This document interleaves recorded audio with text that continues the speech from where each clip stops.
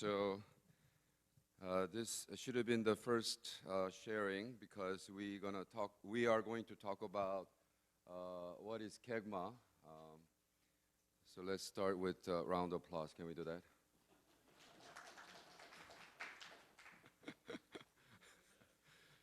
It works great with lay people. You guys are so professional, man. You need to repent. You need to be childlike. Anyways, the key word is God's redemptive calling, redemptive purpose. As something that I think everybody think about as an immigrant or as minority group. Because each nation has a reason to be saved. It's something theologically you could talk about it in very broad stroke, but I'm going to talk more specifically about what does it mean to be Korean American and to be saved in America for times such as this. Yeah, and because I lived there 46 years, and the America that I knew 46 years ago is not America I know now. And my role as Korean in America 46 years ago is different. And so, Lord, we ask, what's the difference? Starts with Lausanne movement. As you know, that Billy Graham and John Stott, they basically traveled the world and they said, we need to do this together, talking about mission. So John Stott, also founder of our school, OCMS, Oxford Center for Mission Study, and Billy Graham, very good friend, of course, the leading scholar and evangelist of the world at the time. As they traveled the world, they said, you know, the mission cannot be done by one nation. It has to be, the burden has to be shared. So they're trying to do away with the spirit of I do not need you, and I can do it on my own. That was the kind of spirit they're trying to do. They said, I need you. The modern generation says, I don't need you because I have Wi-Fi, but that's not what we want. We want 동행 in Korean. I cannot do it on my own. Let's do it together. That's what 동행 is. You could read that, right? Yeah. So it's kind of mixed up because I did this in Korean version also. The whole gospel, sharing the gospel to the world cannot be done by one church, one denomination, one country. We need to do this together. I cannot do it on my own. Let's do it together. And that's the kind of spirit that I try to bring into this table too. You know, what is KAGMA about? You know, I know you are very successful at what you do in your own field and your denomination, maybe your church. Maybe you have a large church, you have a successful denomination, blah, blah, blah, blah, blah, you know. But that alone cannot really finish the task. And so we really need to bring it together. I mean, Lausanne has been doing that, right? And this is just my personal experience. At Oxford had a World Mission Conference. And American delegation was the first speaker, and he talked about, you know, we had 67,000 missionaries worldwide, blah, blah, blah. And the next guy was Korean delegation from Korea. And he said, well, we have 27,000, and we're going to add, we're going to reach 100,000 very soon. And he said, Korea alone can gospelize the entire world. That was his message. And that shocked all the delegation. They were sitting there. Wow, this is a world conference on world mission. And Korean people said, we are the chosen race, and we're going to finish the task on our own. Because we're going to raise 100,000, we're going to beat Americans. Wow. The next one up was China. And the Chinese delegation stood up and said, you know, we are still coming out of the underground church. We really have not done any mission. We don't know how to do mission. So, as a pilot program, we're going to send 250,000 missionaries as a pilot program. And we're going to see if we could do it. But the last word was very critical. He said, but we are uneducated. We're not seasoned as a missionary. We'll raise 250,000 soldiers. Rest of you, why don't you come and become our generals? Let's do this together. Wow. That's how you need to speak in world-class meetings, right? So what happened is that when the whole conference was over, nobody went to him. No, really, honestly, he became nobody. And everybody went to the Chinese delegation and they were passing out cards and said, yeah, let's do this together. Yeah. There was a major shift. There was a tipping point in my understanding of global mission. And our Koreans have this attitude like we are the chosen one and we're going to finish the task. That's great, but not, that's not the spirit in which we do mission, right? I cannot do it on my own. Let's do it together. Not competition, but partnership, right? And we really need each other. So with that background, what is God's redemptive calling purpose for Koreans, especially Koreans in America? That's why the concept came, the KAGMA, Korean American Global Mission Association, and we try to put 3 PMs together, pastors, professors, professionals, and missionaries, okay? Or at least for now, what it is. Nothing is written on stone. This is all fluid. It's all could change, and depending on this meeting, you guys have better idea, you know, then, well, let us know, you know. So these are just the initial group that came together and said, well, what about at least put those 4 groups together? Because we have a lot of Korean American pastors, professors of, I heard, and there aren't too many professors here, but there are quite extensive number, and some of them are doing mission. So what's in the name? Well, first of all, Korean. And as Min Chung has done yesterday, I could only talk about my experience as Korean, and it's my personal story.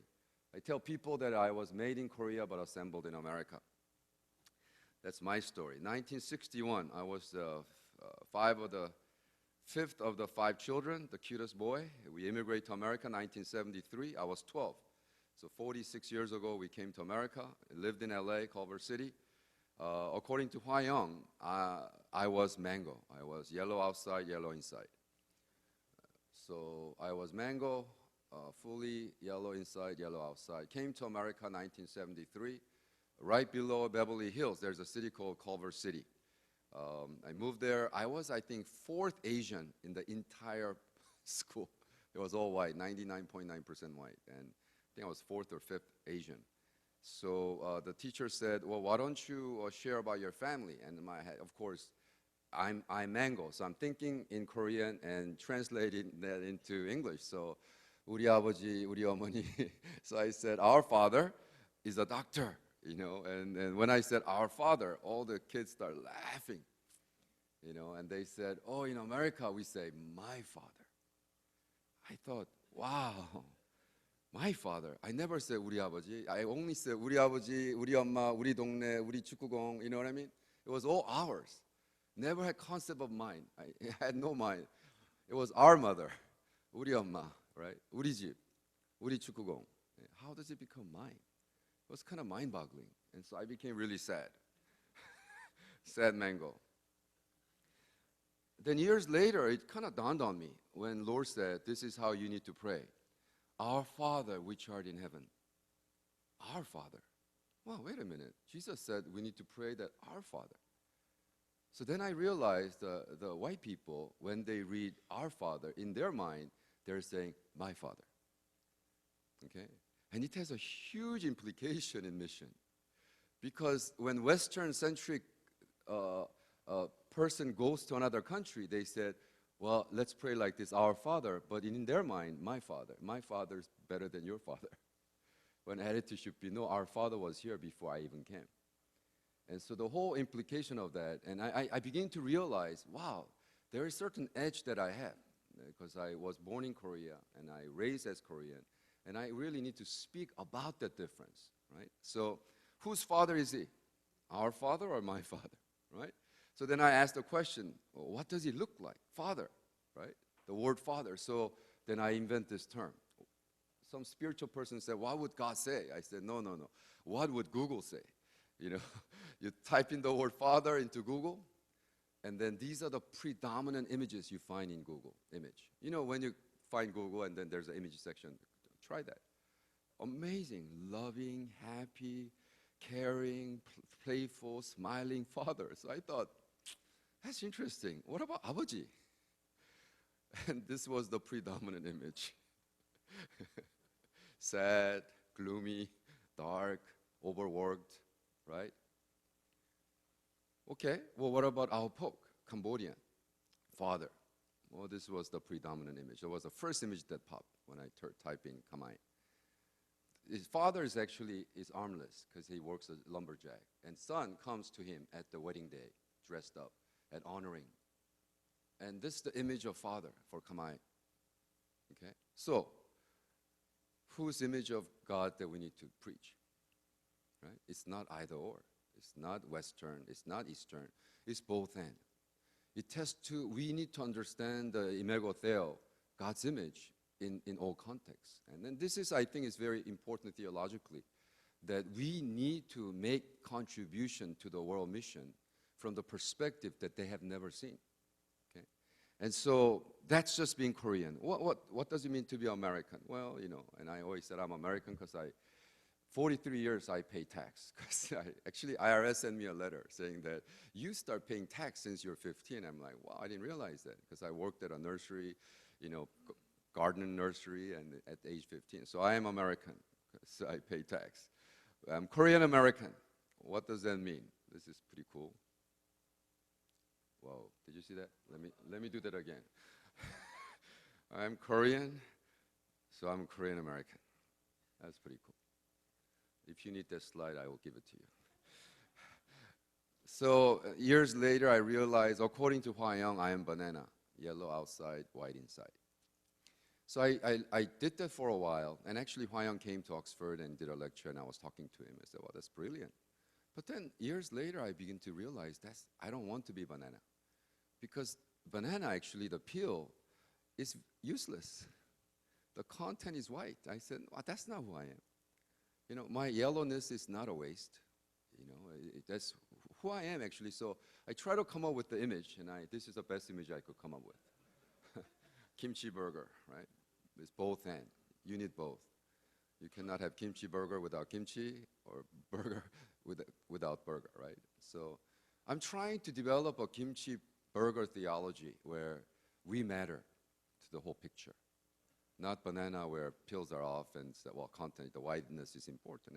And I live like that, and you know, educated in America. And so I'm trying to do away with my stuff that I've done past and try to now understand. I'm 58. I'm trying to understand who I am in the context of how I live up to this point, but now how do I live from now on so that the next generation of Korean American could really have their true identity, not washed out, whitewashed out, or, you know, Korea #1, that kind of dualistic. It's not binary. It's both and. So understanding and embracing both. So global. So why did we put global in the? Because I think most of you, a lot of the people, especially 3 p.m., professional, by nature is global. And I think Min Chung wrote in his lecture note, globalize yourself or something like that. I was going to ask you, how do you globalize yourself? You know, but by definition, we are global citizens. Just the fact that we speak English, that we have mobility, and we could travel the world. And just this is my personal story. There's a globalization of the geography, philosophy, and theology. Let me talk about more of the theology aspect or the philosophical aspect. I went to Berkeley, studied philosophy, and went to Fuller, 1986, 1990. One of the reasons I went to Fuller because I fell in love with Colin Brown's book, Faith and Philosophy. He wrote a simple book on philosophy. I was a philosophy major, read his book, and I found out he's a professor at Fuller. I'm like, wow, I need to take this guy because he could probably teach me something. And then when I went to Fuller, to my surprise, he was teaching systematic theology. And the first day, he said, well, our faith, our theology is rational, logical, and systematic. And everything that I'm going to teach will line up. Your understanding of cosmology, soteriology, eschatology, all this Trinity, everything will line up. It's like the roots of the tree and everything kind of connected. The first day, first lecture, I raised my hand. I said, sir, you know, I said, I have a problem with that. I said, sir, I love my wife, but it's neither rational, logical, nor systematic. My love for my wife is irrational, spontaneous, and it's crazy, right? I don't even understand why I love her. Do you? Do you have a reasonable reason why you love your wife? You're weird, right? It's like, I don't know why I love her. She's cute, yeah, but you know what I mean? So when we talk about I love God, why does my love for God has to be explained rationally, logically, systematically? Sir, can I do my irrational, not logical, scattered theology? It was first day lecture. And he shook his head and said, what are you talking about? I said, because philosophically I disagree with you. I'm an irrationalist. I believe because it's unbelievable. I don't believe because it's reasonable. If you believe because it's reasonable, that's agreement, not faith. I believe it, but I cannot explain it. Can I do theology that way? He took that on. He said, go ahead, Bob. So I said, sir, I cannot come to your class now because I don't want you to influence me. So 20 weeks I skipped his class, and in my office I wrote my own scattered theology. After the class, I turned in my paper. He loved it. He gave me an A. And he said, why don't you take my next class? So I did 2 systematic under him, never went to class. And of course, the argument is that my theology is better than yours. No, that's not the whole concept, right? Or systematic is better. It's always both and. It's both and. You need to embrace both culture, both understanding, both philosophy. So it is sort of like the Korean flag, right? Umnyang. That you need to embrace both and. When I actually introduced it to some school, they said, oh, that's Buddhism. I'm like, you're stupid. Anyways, so 1986, yellow theology, 1986 at Fuller, I said, give me yellow theology. And all the professors said, there is no such thing. All of your theology is based on Buddhism and on and on. And so I had a huge debate, all the class. 2016, finally, Fuller is embracing, and now they're teaching global theology. And I thought, why do you call it global now, right? Why don't you just call it yellow theology, Why can't you handle, And they said, no, it's now global. My mentor, Professor Won-Suk Ma, recently gave me a book, 2019, Asian Christian Theology. My God, I was reading that. You should definitely get that. Read Dr. Ma's section. I really cried almost, because he's saying all the stuff that I've been saying in 1986. Because there's now for us to actually theologize. And that out of that theology, do mission and do ministry and on and on and on, right? And of course, my good friend who's sitting over there, and he wrote Theology in the Radical Middle. Of course, he's talking about the spirit, rethinking how we do theology for spiritual growth and word and spirit. So he's trying to say, but the spirit in which the basic philosophy of Ryan, he's sitting there, you could ask him later, is that embracing both ends. It's never one or the other, right? So you could buy that at Amazon. So, yeah. And Dr. Ma, in that book, he said, Asians are notorious. Well, he said Asian, but actually he's talking about Koreans. Koreans do not leave paper trail. We just do. And nobody knows. Okay? I'm sorry, but like GMI, they do phenomenal mission, man. And yet there's no paper trail. There's no data, nothing. I'm like, I got so. 1986, I was at GMI, walked into Kim Kwang-shin 목사님's office, and he had all these books on Russia and all that. I said, where is your paper on your mission work? He said, none, 0, right? We need to somehow change that, because I believe, man, the world can learn so much from what GMI has done last 20 years. No, really, what they've done globally is unbelievable, and yet they cannot learn. Why? Because no one's writing about it. No one's critiquing it, and no one's coming out with any kind of theory. So mission is all we want to focus on. It's not like it's a side things, So the mission bring us together. Whether you're a pastor, great. You got 10,000 member church, that's great. But if you don't do mission, we don't want you here. We want to learn about your missional work. Not how you became the biggest, church growth, and that's fine. But if that's what you want, you go to church growth movement, We want to do mission. We want to see mission. And we would like to see kingdom of God expand through what we do best. Some of our professionals, some of our professors. And yeah, so you are the best professor of your class or your school. Fantastic. Are you doing anything missionally with that? That's our question. So the group, the kind of kindred spirit here would be come together. I mean, let's share what you've done missionally, and we could learn from that, or we could critique it, so that wow, I didn't know that I was doing that. And so let's build some kind of concept theory out of this group, out of the brotherhood or friendship or relationship based. You know, Charlie's sitting here, and I was at Kona listening to his testimony. It just blew me out of the water. I didn't know such men existed. You know, he's doing so much work as a businessman in mission. I'm like, we need to learn. Because next time I have a second-gen Korean-American great businessman, I cannot mentor them. I'm not in business. I say, hey, why don't you go see Charlie, man? You know, and then talk to him. And so that kind of network is what we're focusing. Mission, we want to be mission-focused. And we want to come to as a mission, kind of an association, right? So, you know, as a pastor, you know, my role as a pastor has been in Southern California. We planted 5 Oikos churches for about 20 years. So I could kind of speak about what it means to be Korean American pastor. So I did that. What would Google say? Korean American pastors, and then all these images start popping. Wow, this is great. 2.9 million results and all these images. But wow, man, he's everywhere.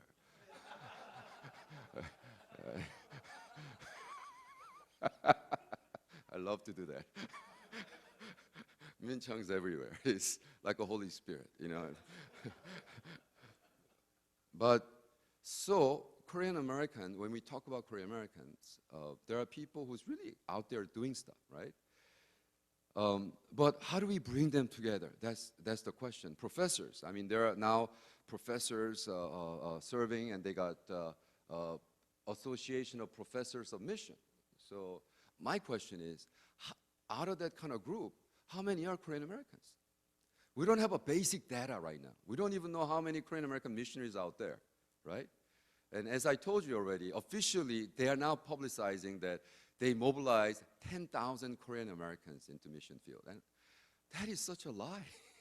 We should not record that, and it will be embarrassed one day, because someone's going to ask, so show us the data. How did you come up with 10,000 Korean American mobilized? I'm like, I don't have a clue, honestly. You know, honestly, I've been to 61 countries and try to meet as many Korean American as possible. I haven't found any. You know, or so then actually John, and we're talking about he's connected all the major denomination, NGOs. You know, I said, can you get the numbers? And that's what we're trying to work on. We're trying to actually get the hard number of how many Korean Americans are out there. You know, I bet anything. Okay, just my estimate, less than 500. You know, not 10,000. You know, there's huge discrepancy. So as a professor, and I teach philosophy at Royal University now in Cambodia. I teach what is nothing, Was ist nicht of Martin Heidegger. It's a great subject. You could teach for a whole 2 months. And I was at a philosophy day. This is all the Cambodian philosophers so far, 250 of them. And I was their keynote speaker and giving them lecture on philosophy. So how many Korean Americans professors out there making difference in their school? So these are legit questions. I just finished my patron client, which the paper I'll be presenting this afternoon, which I'll be doing, God, finally after 8 years, passed my oral. And I've been presenting this paper in Korea 2016, 2017, and we have Gil, who founded CRRC together in Cambodia for 5-6 years. We're doing research, small group, big group, and we're publishing constantly and trying to really understand the Korean mission org and how many, they all talk about church planting in all over the world. How many of them are self-sustainable? 99% are not, you know, so things like that. So we really want to bring into the light what we do at a highest level.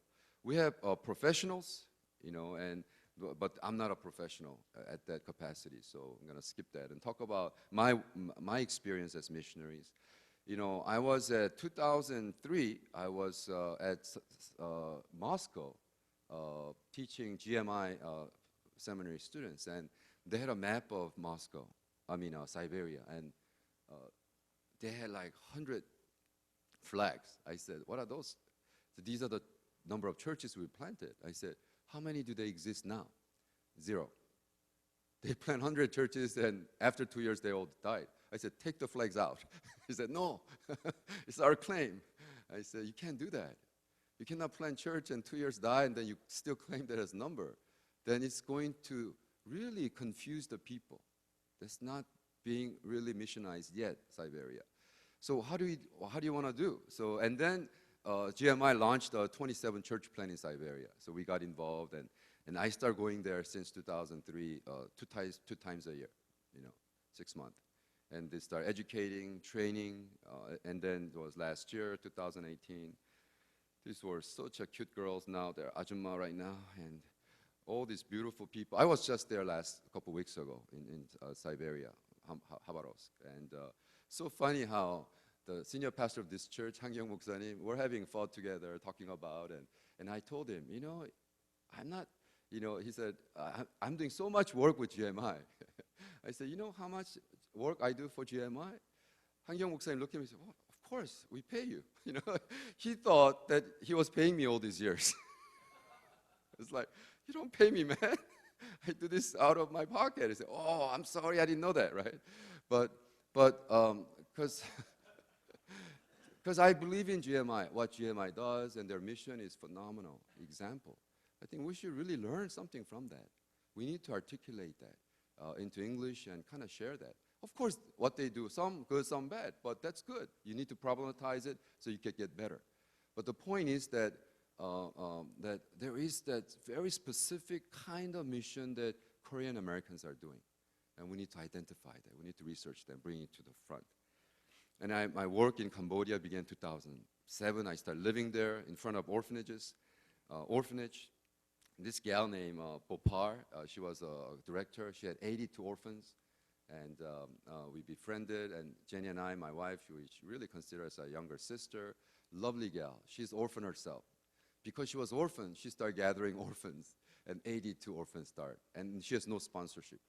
So we really got involved, and the beautiful thing about her is that she never asked us for anything. One time actually they ran out of rice, and I just had a meeting with her, and she left, and my daughter from America texted me and said, Dad, the Center of Peace ran out of rice. Did you know that? I said, no, I just had a meeting with Bopar. So I called her again and said, Bopar, come back. So she comes back. I said, Bopar, you ran out of rice. I said, yes. I said, why didn't you ask me to give rice? I said, why would I ask you? We're praying right now. Wow, sometimes we have this messianic complex, that we want to save the whole world. And because we are American, we have money, and we think money solves the problem. And so I was so mesmerized by her faith. I said, man, you're right. You're praying, and we want to be part of your prayer. And so we start supporting the rice ever since then for the last decade. But one time she said, hey, Pastor O, can I ask you for a favor?